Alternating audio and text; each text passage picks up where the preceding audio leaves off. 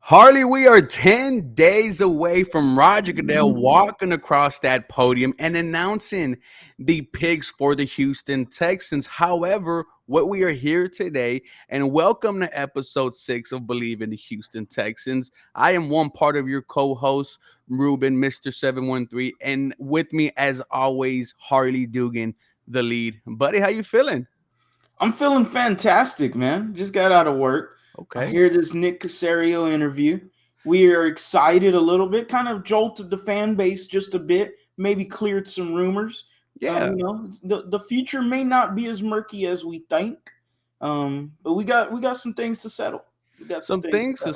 settle, and let's put out a couple context. Over the past, I could say, 4 or 5 days, there is a speculation on whether Nick Caserio will be gone after this NFL draft. Today, he spoke to the media, and Harley, I'll let you take it from here. How was the Nick Caserio press conference? I will say this, man. In first 30 seconds, the first few, maybe about a minute, he had me in the first half. I'm I not gonna was lie. scared. The tone of voice looked kind of teary eyed, thanking everyone in the organization. I'm like, oh man, he's really leaving. He gonna leave right now. Like that's what I was thinking. And then the rumors that you had just mentioned, the speculations felt like it was about to come to fruition. Yeah. And I was like, damn, dude, okay, I'm thinking, well, I guess James Lipford could be the interim GM for right now until they bring in, which was the other rumors of Adam Peters Hmm. from Adam Silver, who covers the NFL. So then had me in the first half, not gonna lie. Okay. Then he gets that paper he was reading off of, thanking everybody, chunks it in the trash, and goes full Wolf of Wall Street, Leonardo DiCaprio. All he needed to do was just take a quick line before he said, "I'm not fucking leaving. I'm not leaving. I'm not leaving." Like he literally mentioned Wolf of Wall Street. This is Said it was not. laughable. Yes, he giggled multiple times about it, with grins from ear to ear. And then it just went back to business as usual. Hmm. I'm the GM. Let me Hmm. axe these rumors Hmm. and let's move on. Or as Leonardo DiCaprio says in his infamous speech, the show goes on. The show goes on. I'm The getting even show more goes hyped now that you say it, but no, to add on that first minute, it felt forever. Like yeah. it really did felt like a goodbye. Thank you for everyone. Give Mm-hmm. credit to them. It's not all me in this whole draft Yeah. process. And now that you know that he is staying, that he himself found it laughable, well, it's all systems go, and we are back to where we were a week ago, which was we are excited for what the hell the Houston Texans are going to do in this draft. I think with this press conference today, I think 4 points, right? The first one we talked about, he is not leaving.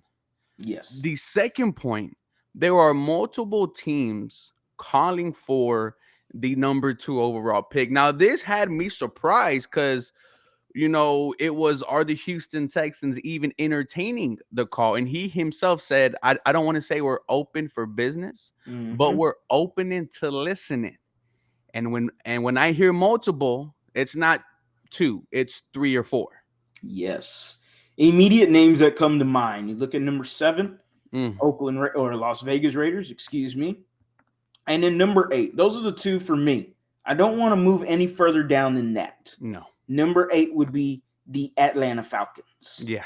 And so those are the two teams that immediately I circled and went, this is the sweet spot if you're Nick Caserio and the Houston Texans. And then you go and Jair, who, if no one's following Jair, make sure you are. He does fantastic work. No longer with Texans Unfiltered, but he still does fantastic work for them, Side eye, for Harley. his own self. So he did mention the Carson Wentz trade up between the Yep. Eagles and the Browns from 2016, and the Browns getting the number 8 overall pick. Mm-hmm. What did I just say? Falcons got 8, Raiders got 7. They got the number 8 round, the 8 overall pick. They had a third in the draft that year, a fourth in the draft that year, a first next year, Mm. a second next year. Give me that. I don't mind that. Don't I mind don't it at mind all. that.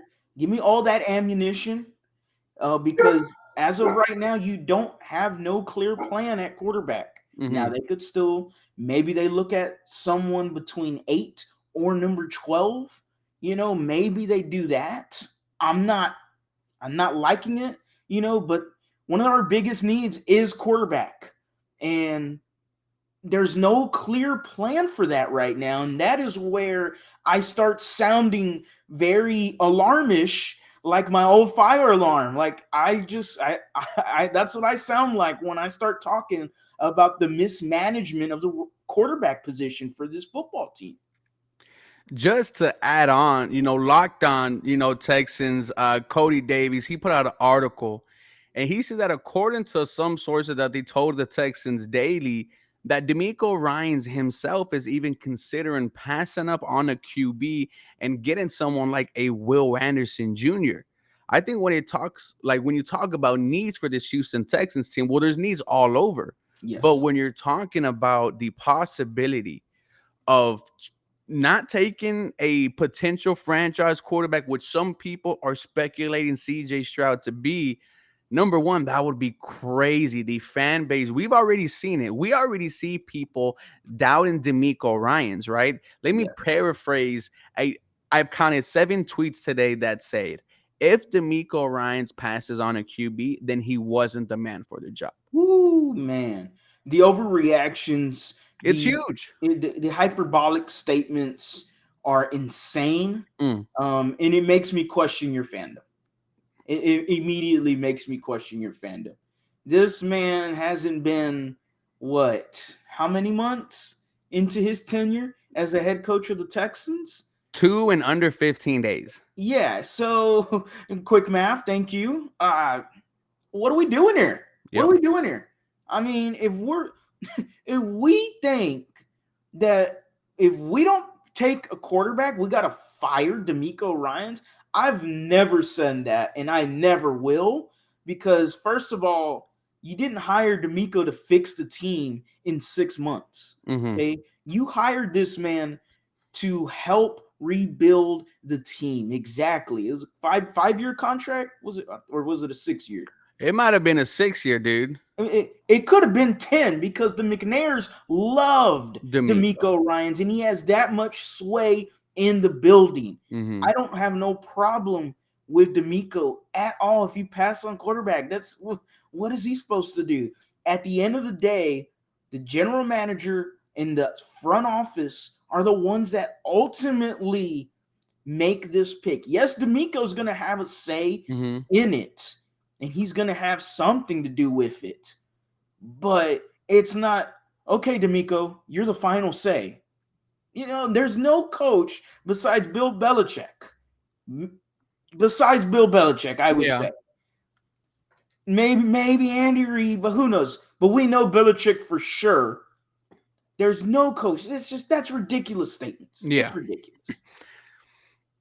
And it's kind of, like I said, it is ridiculous, but it's kind of like fans at this point just want it to be a quarterback. And Yeah. dude, I've been using this quote for you from the past 2 weeks. You said, why am I going to hype up mid? And I'm not saying CJ Stroud is going to be mid, right? I think he could be potentially a good quarterback. But if the Houston Texans are not sold on him, if there's an inch of doubt in your mind that maybe this isn't the guy, man, this is the second overall pick we're talking about here. This is the pick that is going to determine the franchise for the next, 10 plus years? Something like that, man. Unless Something like you that. unless you hit on a QB in the late rounds, right? Which that in itself is hard also. Yeah. It gets interesting. Why am I going to hype up mid? I said it in my video with the CJ Stroud. And it's not to disrespect Stroud whatsoever. He's general consensus number 2 quarterback, and at some point was number 1 before the Panthers just seemed to Traded up. fall in love with Bryce Young. Seems absolute now. So, with that said, I have doubts of CJ Stroud, but in my video, I said my doubts can be cleared because of the system that you're putting him in. That I've seen Shanahan the system. Shanahan Kubiak. We've seen the Gary Kubiak system work right here in Houston with Matt Schaub and TJ Yates. Shabby Okay. shop. Hey man, we if you don't have Schaub go down, I am more than confident this team has a Super Bowl appearance at the very least, or they got some hardware right now. Mm-hmm. Okay, and we're celebrating as young high schoolers and gloating and talking all kinds of noise. Man, that would have been glorious. And let me tell you, TJ Yates did a swell of a job. Hey, if Jacoby Jones doesn't muff it, we're having a different story right now. I digress. CJ Stroud should be better than a TJ Yates, Mm-hmm. should be better than Brock Purdy, Yeah. should be better or up to what Matt Schaub was here in Houston. This guy is the number 2 overall rated quarterback. Schaub was never that. I love you, Schaub. I really do, man. You're one of my fave QBs. Best quarterback ever in Texans history. Wink, wink. CJ Stroud in this system clears all my doubts about him. Go ahead and take him. I have no problem taking him. Mm-hmm. I don't because of the system. That's how much respect that I'm putting behind Bobby Slowick and Shanahan Kubiak. Did you hear the little dig at the end to CJ Stroud that Nick Caserio said Clarify for me. Might not. about once we get you in the building, how you are perceived is, not really how you are. And Mm, a bunch of people were insinuating that was a CJ Stroud, dig. One also thing that was interesting was he was asked about that S2 test, yes. and which we know that CJ Stroud apparently did not score very highly in.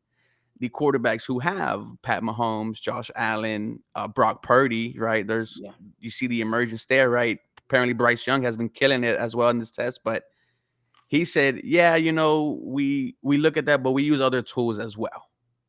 Yeah, that to me screamed in layman's terms, CJ Stroud, Stroud you are or a Houston Houston, yep, Texan. I mean, that's what that meant for me. So yeah, I don't have no problem with that. I have no problem with that. yeah. So then that like I said, QB one of the biggest draft needs, for this team, and I just think the Nick Caserio thing. He came out so confident. He came out with with the vest on, right? It's like the vest adds 10 plus to his confidence. And it sounded like this was a Nick Caserio who was just ready for Thursday, right? When you talk about trading up, he always loves to say, if we are picking at 2." Yeah.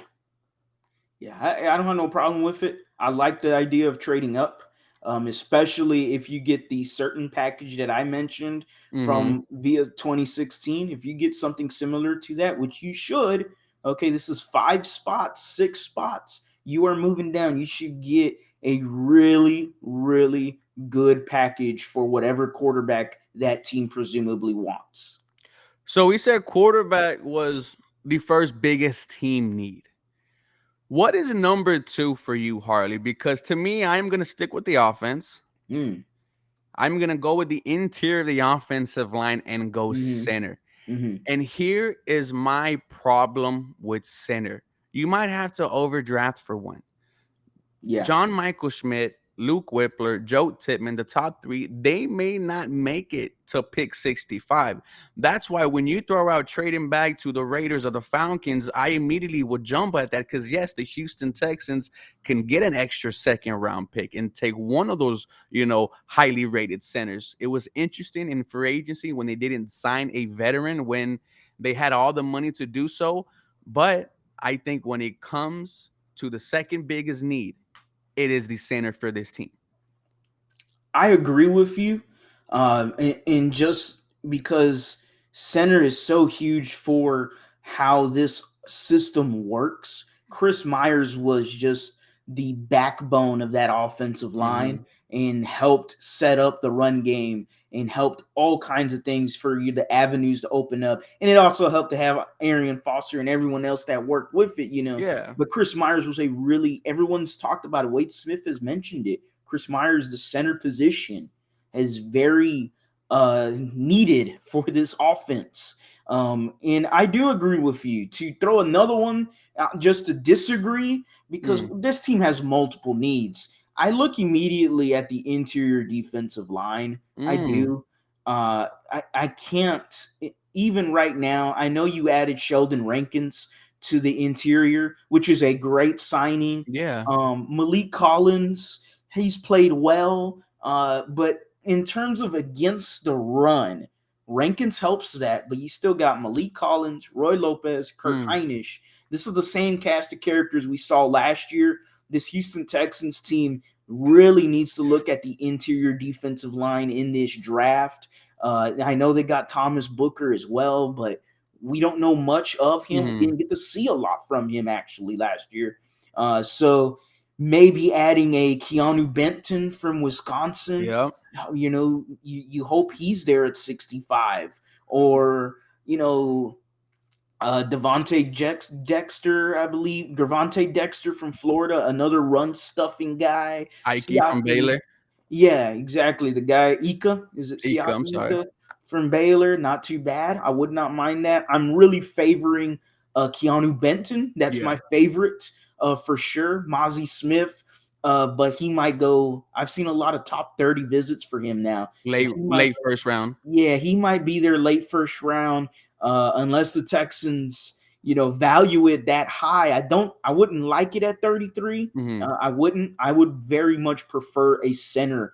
And if anything, to add on to your point of center, why not trade up from 33 into back into the first round? And if you want someone, I've said it 1,000 times. If Go you get it. want someone, go get it. I would be a hypocrite to say otherwise. Sticking to the defensive line, like let me go one position is that edge. Last year edge for you, your bright spot was old man Jerry Hughes. Mm. Oof. Um, Jonathan Grenard, who we were excited about, was hurt and inconsistent. We don't know what we are gonna get from him this year. I think edge is very close, to defense as far as what you need to invest heavily in.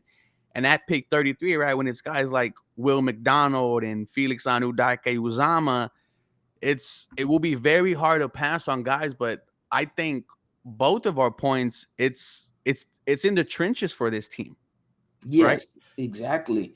The trenches is what is the biggest need for this team, whether Mm-hmm. it's offensively at center or defensively on the interior or the edge. And I mean, you mentioned those two names, BJ Ojolari from LSU. You, Uh, yes. don't mind that at all. Zach Harrison from Ohio State. If you want to, dip into it later again, I haven't heard the name in a while, but Andre Carter from Army has a lot of potential and Six maybe foot too five, much. long May- wingspan. Yeah, maybe too Skinny. much potential, but Mm, that's not too bad. You got D'Amico Ryans, coach him up. That's why you hired D'Amico. yeah. Coach up guys. No, like I said, the trenches is important for this team.